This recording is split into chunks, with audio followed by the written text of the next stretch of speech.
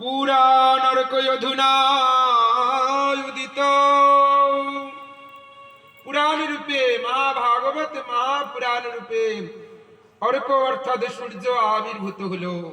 সেই সূর্যের আলোয় সমস্ত অন্ধকার দূরীভূত হলো। কলির তমসা বিনাশ করে সাধকের হৃদয় দেশে সেই ভাগবত রূপী সূর্যের উদয় হলো।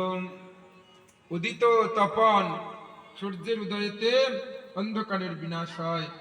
তেমনি জীবের হৃদয় দেশে তো আর সূর্যের আলো প্রবেশ করতে পারে না।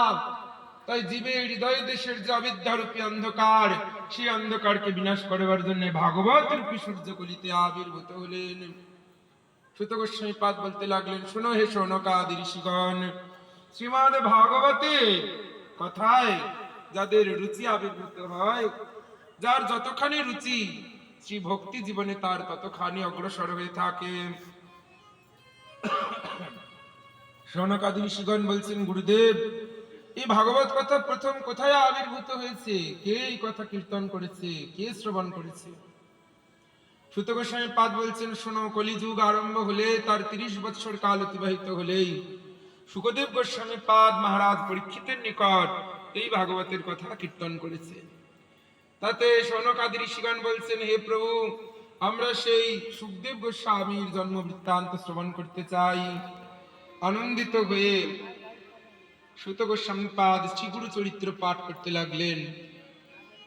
কলিযুগ সমাগত হলে দাপর যুগের অন্তিম ভাগে যুগ সন্ধি কাল উপনীত হলে উপরিজ বসু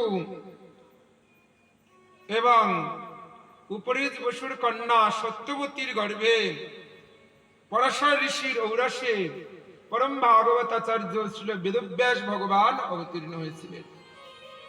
ব্যাসদেব জগতে অবতীর্ণ হয়ে ধর্মরূপ শৃঙ্খলা দ্বারা সমাজকে বন্ধন করবার জন্য বেদকে প্রণয়ন করেছিলেন।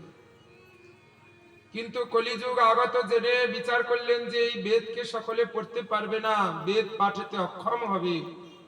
তাই তিনি বেদকে সরলীকৃত করবার জন্য বেদকে 4 ভাগে বিভক্ত করলেন: ঋক, সাম, যদু, অথর্ব।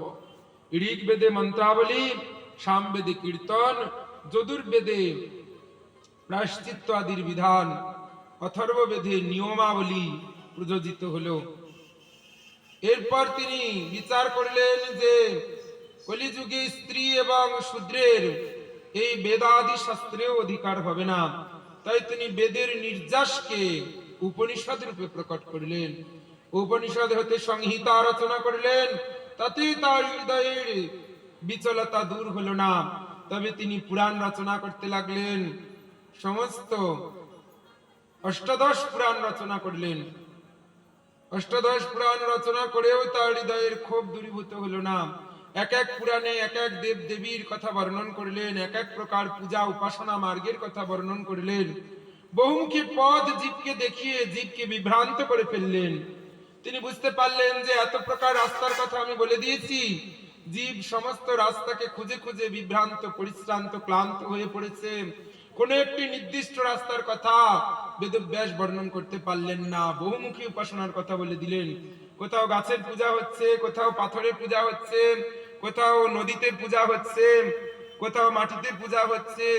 এত প্রকার আরাধনার কথা তিনি, এত প্রকার সাধনার কথা তিনি বর্ণন করলেন যে জীব বিপর্যস্তগ্রস্ত, বিভ্রান্ত হয়ে গেল। তবে বেদব্যাস কি করলেন? কর্তব্য নীতি শিক্ষা প্রদানের জন্য মহাভারত শাস্ত্র রচনা করলেন। গ্রন্থরূপে গল্পের আকারে শিক্ষা দেওয়ার জন্য মহাভারত গ্রন্থ রচনা করলেন।